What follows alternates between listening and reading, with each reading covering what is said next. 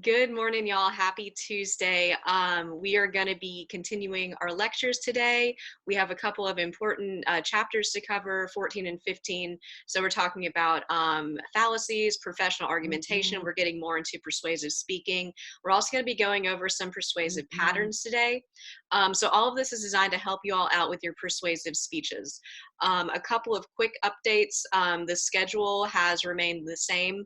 It is up on Canvas. And so if you look at the schedule, our next couple of class dates, we are not going to be I'm not going to be lecturing. Those are going to be independent study dates. So that means that you can get your materials together. You can record your speeches. I will be available during office hours and during class time. So hop on Zoom if you want to talk about anything. That's a great time to use me as a resource to help yourself out with your persuasive speeches. And so that's kind of how we're going to be looking moving forward. But today we do have some material to cover, and I'm hoping it's going to help everybody out with their persuasive speeches. I've also posted a persuasive speech discussion board on Canvas. I want y'all to post your topics there. No topics are off limits. They just have to be questions of policy. And so that's the point of the discussion board, is I'm going to be going on and saying, yeah, this is a question of policy. This looks good. Or no, you need to make this into a question of policy. So post your topic there ASAP if you have decided on it. If you haven't, that's okay. We can talk about it and figure that out. And that's what I have on the docket right now. So let's get into chapters 14 and 15. Let me share my screen. Yes. All right. So like I said, we're going to be going over professional argumentation. Ordinarily, we would be doing class debates today, so I'm a little sad that we don't get to do that, obviously, because we're on Zoom. But we are going to be talking. Oh, we ordinarily would be doing a course survey. But I would love it if y'all would email me some feedback. That would be excellent. I can also set up, if you want to give me feedback on the class Google Doc, I can send that link out again. I want to make sure I'm doing everything I can do right now to help you all out. And so if you want to stay anonymous and give me feedback on the Google Doc, that would be wonderful. But today we're going to be going over chapter 14.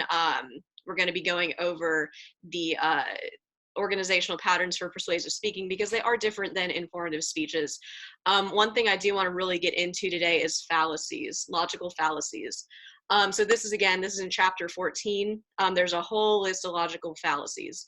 And these are things, just to be very clear, that you want to avoid in persuasive speaking. Because a fallacy is an argumentative claim that's made with invalid reasoning or unsound logic that really harm the credibility of your overall argument. And so the list is on page 395 through 397. By the way, this PowerPoint is on Canvas, so if y'all want to check this out on your own later, these are great examples of logical fallacies, and they are just things that you should avoid. So the first logical fallacy, if you were to say this during a speech: smoking cigarettes can kill you because cigarettes are deadly. That's an example of begging the question or circular reasoning, because the conclusion is based on the premise. So you could say smoking cigarettes can kill you because cigarettes are deadly. You could also say cigarettes are deadly because smoking cigarettes can kill you. So you see how that kind of goes in a circle there. So instead of that, you want to say smoking cigarettes can kill you because smoking cigarettes causes lung cancer. So you want more of a grounded claim there. This is another one. Senator Smith says that the nation should not add to the defense budget. Senator Jones says that he cannot believe that Senator Smith wants to leave the nation defenseless. This is a straw person fallacy. So this is when you're distorting or exaggerating the opponent's position. You see this a lot in politics. So the next time y'all watch a debate or a speech, keep an eye out for straw person arguments, because they are very, very, very common. So instead of distorting or exaggerating your opponent's position or someone else's position, if you're giving a speech and you want to include a refutation, just instead of taking on a viewpoint that might not necessarily be there, try to refute them with evidence, with facts, with statistics. That's going to make your argument better grounded and more sound. If you break your diet and have one cookie tonight, you will just want to eat 10 cookies tomorrow. And before you know it, you will have gained back the 15 pounds you lost. Diet culture aside, this is an example of a slippery slope argument. So you take one action, then any action similar to that will be taken as well. This is not necessarily true. Just because you do one thing doesn't mean that it's going to snowball like that. So you don't want to make those exaggerations in your arguments. Just a big component of a lot of these logical fallacies is exaggeration. So again, make sure you're always backing up your arguments with facts, with sources, statistics, whatever kind of evidence is most appropriate to back up your initial argument. A mother who tells the pediatrician that she doesn't trust his judgment because he's never been a mother. This is an example of an ad hominem attack. So you're not attacking the argument, you're attacking the person. Again, this is something you see a whole lot in politics. So you want to, again, we're going back to that veil of ignorance that we talked about in the last chapter lecture. So instead of attacking the person, you want to put your biases aside. So it might be tempting to argue against somebody because you disagree with them politically or you don't like who they are as a person. You've got to put that aside in persuasive speaking and in argumentation, and instead always go to the facts and the evidence. The car just cut me off is from Texas, so all Texans are jerks. This is a hasty generalization. Again, we are seeing a whole lot of these in politics, don't we? So this is taking an individual incident to make a judgment about a group. You never want to do that. You always want to, again, evidence, logic, facts. This is another example of the kind of exaggeration that we see a lot in argumentation and in political debates. We don't want to do that in our persuasive speeches. So stick to the facts. This one is really common. We see this a lot in advertising. You should take these vitamins because Brad Pitt says that they are the best. This is an appeal to authority. So you're citing someone who is popular, but who's not necessarily knowledgeable about the topic. In our last lecture, we talked about social proofs and how like citing with people who are popular can increase your credibility. Doing what is popular is a good way to get people on your bandwagon. You want to be careful with that though, because just because somebody is popular does not mean that they are knowledgeable about the topic. So if you're citing a source and the person is very well liked, that's good, but make sure that they are also someone who is a credible authority figure on that topic. And so there were a few that we didn't quite get at. The first is appeal to tradition. So if anyone's ever seen Footloose, they don't let the kids dance in the town because that's always the way that things have been. So that's essentially what the appeal to tradition is. It's using past events to justify a reason to continue that behavior in the future. That's not always logical, it's not always sound, but you do see that a lot in persuasive speaking and in in persuasive speaking and in argumentation. Post hoc ergo propter hoc. This is like a superstition. So if you think that, oh, I've got this like lucky routine, I've got this lucky emblem, if I just do this or if I just like hold this thing before my test, then I'm going to pass it. Baseball players tend to be really superstitious, which is super funny. If anyone's ever seen the movie Bull Durham, there's a lot about like superstition in that movie. It's a great movie, by the way. Y'all should watch it. It's fabulous. But when things happen in a sequence, they are causally related. Again, superstitions aren't necessarily true, but you do see this in persuasive speaking too, where people think that if one thing happens, then another thing is going to happen, and they're sequentially related. Not necessarily true. Be careful with your reasoning that way. False dilemma. When an audience is presented with only two alternatives despite other options. I remember after like 9/11, there were a lot of people saying, you are either with America or you are with the terrorists. And again, there's a ton of gray area between those two options. So this goes back to exaggerating. Make sure we're not doing that in our speeches. And then non sequitur. This means that a conclusion does not follow the premises stated before it. So I remember in 2016, there were a lot of people who were saying, Donald Trump is a good businessman, and so he'll be a great president. Again, you can agree or disagree, but that's not a logical turn of events. That's not that doesn't follow a logical sequence. So make sure you're not doing this during your speeches as well. All right, so this is, I think, going to be most useful for y'all moving forward in your persuasive speeches, because we're going back to chapter 10 right now. So we're talking about organizational patterns. So if you turn to chapter 10, oh geez, I got to find the page. There's a nice little chart in chapter 10, and it is on page, sorry y'all, I don't have the page on me right now. It's about halfway through chapter 10, right after the end of the outlines. But basically it shows you which, I can't find the chart. Oh, here it is. It's on page 277. So there's a really handy little chart on page 277 that shows you which organizational pattern you should choose based on your topic. And so it shows informative versus persuasive speaking topics, and then it shows you which patterns you should use if you're arguing a fact, a value, or a question of fact, value, or policy. So if you look at that chart, you will see that for persuasive speaking, there are 6 different patterns that you can use. I'm cutting that down to the last 4. So we're going to talk today about elimination, problem, cause, solution, Monroe's motivated sequence, and refutation. So those are the 4 patterns that we're going to want to use for persuasive speaking, because those just work best for questions of policy.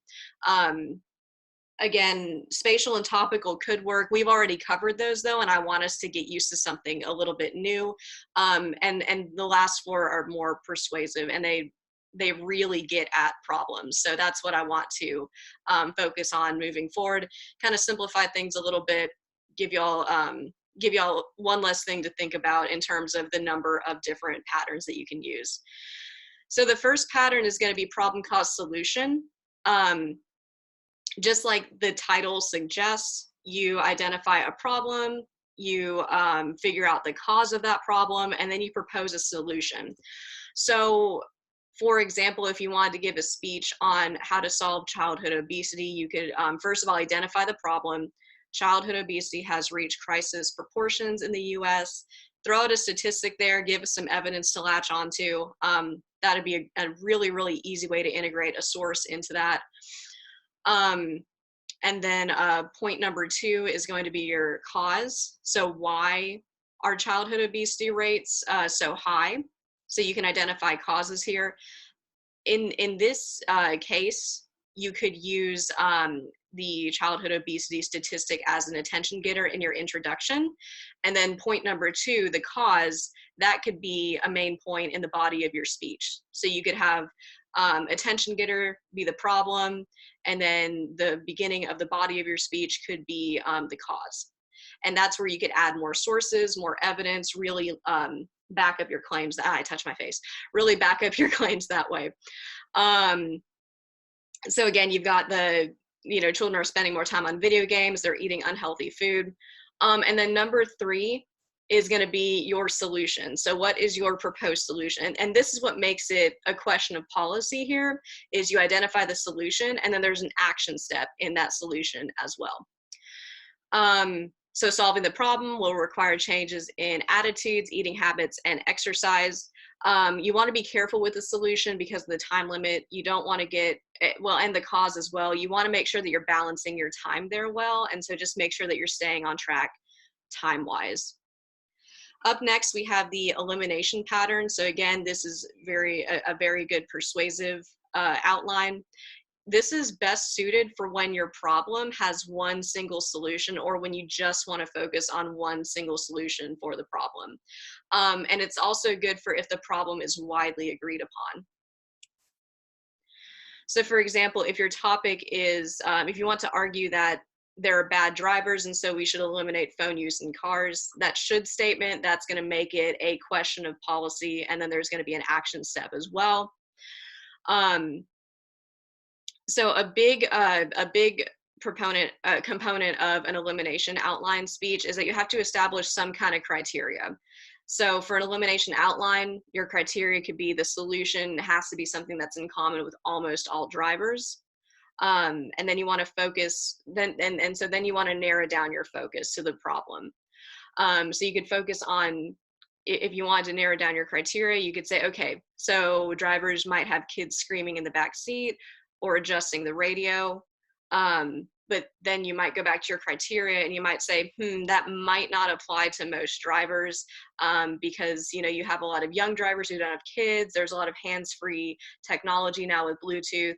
So then you want to narrow it down to the main problem. So you could argue that, hey, 90% of drivers have cell phones, and that's in common with most bad drivers. So again, finding those statistics, grounding your claims in evidence, and then you're going to be building your main points from there.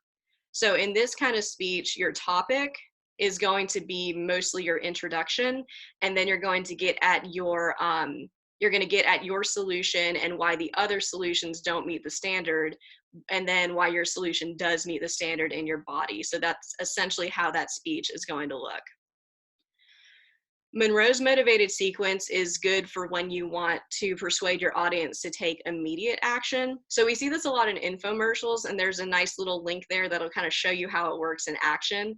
But again, if you want to motivate your audience to take some kind of immediate action, like do this right now, Monroe's motivated sequence is probably going to be the best outline for you. So if you want to persuade your audience to study abroad, that's a good topic for college students. First of all, there are 5 main steps in Monroe's motivated sequence. I'm going to back up just a little bit. So you've got attention, need, satisfaction, visualization, and action. So the really great strength of Monroe's motivated sequence is that you can see a lot of our speech outlines already down in these 5 steps. So first of all, you've got attention. So this could be your attention grabber right off the bat. You could say students that study abroad make more money in their careers. You want to transform that, though, into some kind of a question, a gripping statistic, a story, a narrative, something like that. But that's your attention grabber right there. So you've got that built in. Next, you want to focus on the need. This could also be in your introduction if you want to. You could say only 10% of UT students study abroad. So you're identifying some kind of a shortcoming there. You're identifying that, hey, like this need exists because there's this great benefit to studying abroad, but not a lot of people do it. So you're identifying a gap. And then satisfaction. This is where you say you can increase that percentage by taking a trip abroad, even for just 1 month. So the satisfaction step is going to satisfy the need. So you want to link the satisfaction back with the need. And then up next, you have the visualization. So this is where you get more into the persuasiveness of it. You could talk about maybe students who have studied abroad, how it enriched their lives. If you have studied abroad, you could talk about your experiences. Again, you could use statistics, you can use narratives, whatever evidence you need to prove your point, to show how satisfying the need is going to positively affect your audience. And then the action step, and again, this is what makes Monroe's motivated sequence so great for questions of policy, because you've got the action step built in. So you can't do Monroe's motivated sequence if you're not talking about a question of policy. So an action step is just what the audience needs to do to make the change that you want them to make. So for example, for this topic, you could say, here are some resources, some materials for you, people to call, places to go to get this taken care of. So Monroe's motivated sequence is very, very, it's very, very well suited for persuasive speaking. It's got a lot of the steps for your intro, body, and conclusion built in. And it also makes sure that you are addressing a question of policy because it's got that action step built in. So I highly recommend Monroe's motivated sequence. And then finally, there's refutation. I really like this outline because, again, going back to the persuasive speaking rubric, you do have to give, I'm so sorry for those notifications popping up. That's from one of my online classes, so I apologize for that. So anyway, refutation is really great because it builds in the counter argument step for you. So a part of the persuasive speaking rubric which is posted under the persuasive speaking folder on Canvas, is a counter argument. So you have to address and give fair weight to a counter argument. Refutation is great because it does that for you. So what you do with the refutation outline is you are going to address an argument from the perspective of someone who's arguing with you. So refutations can be a little bit complicated because you have to put yourself in the shoes of your opposition. So you have to say, okay, if I'm on the other side of the fence, what am I thinking about this topic? So what I like to do for refutation outline is I like to give an example to people.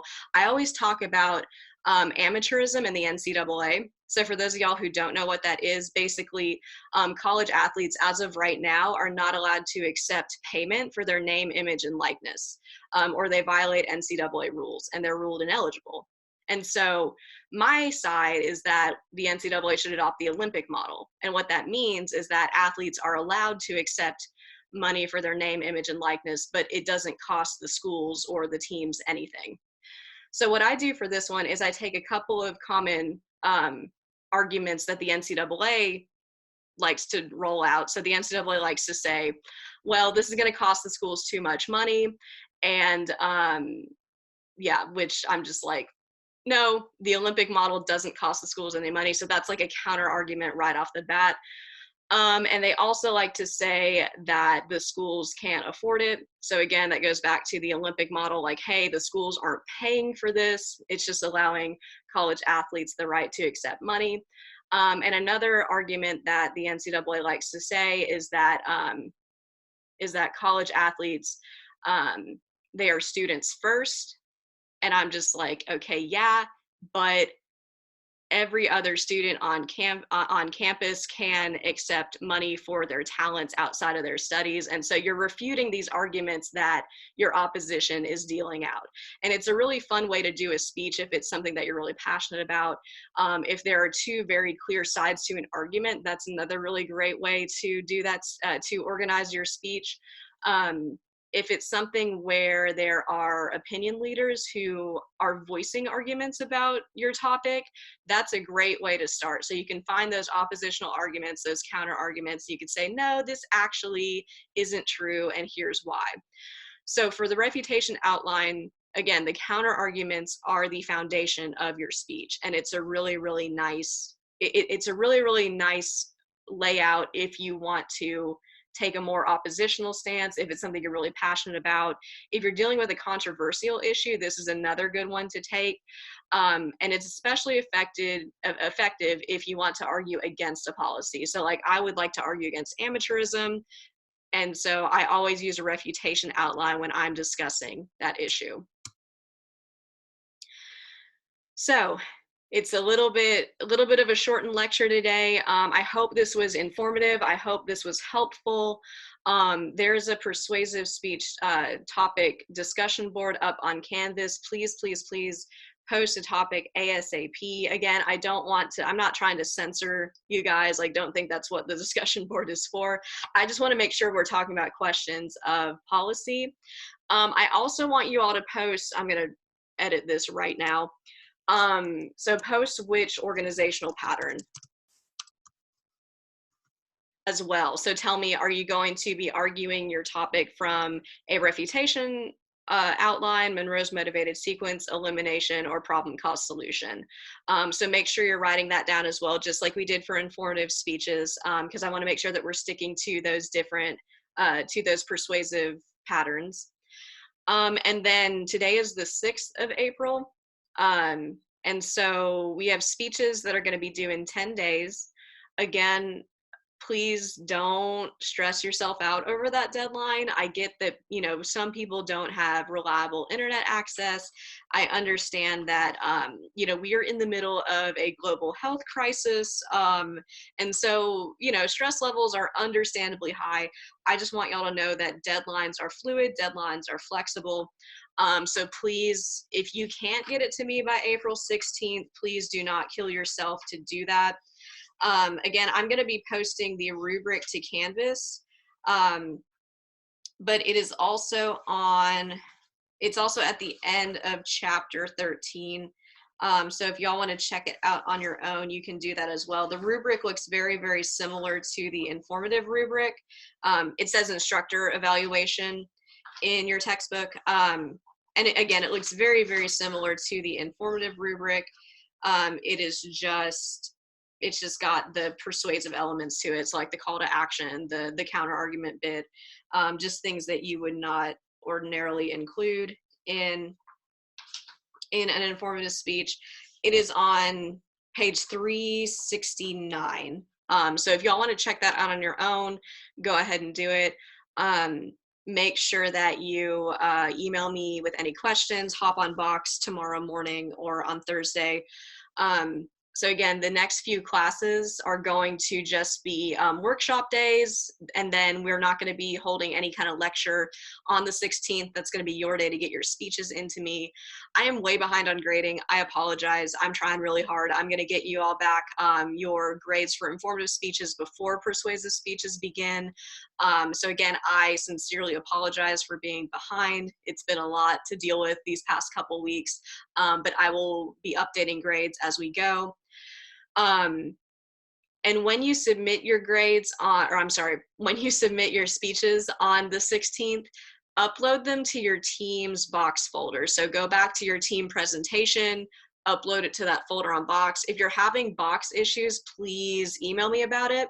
If I don't answer your email or resolve the problem in 24 hours, email me again, because I am just getting absolutely overloaded with emails right now. So yours might slip through. Again, I apologize. I'm doing my best, and I hope you guys are I hope you guys are doing your best as well. I hope y'all are doing well and staying healthy and taking care of yourselves right now. I want to make that a priority. So if y'all need any help, if y'all need an extension, please, like I have asked my professors for extensions. Don't feel ashamed in doing that. Y'all are doing your best. We're in the middle of a health crisis, and so I just want to make sure that we're all staying healthy above all else. I'm going to go back to full screen here. Oh, shoot. How do I do that? Sorry, guys. I'm doing my best. There we go. Yeah, so I want to make sure that we're all staying healthy, that we're all staying well. Stay on top of things the best you can. But again, I'm going to be operating with a lot of grace here moving forward. And please let me know if I'm not explaining anything well enough. Email me if you have any questions. There's the Google Doc as well. So keep me posted, keep communicating, and I'm looking forward to seeing everyone's persuasive speeches. Y'all have a great week.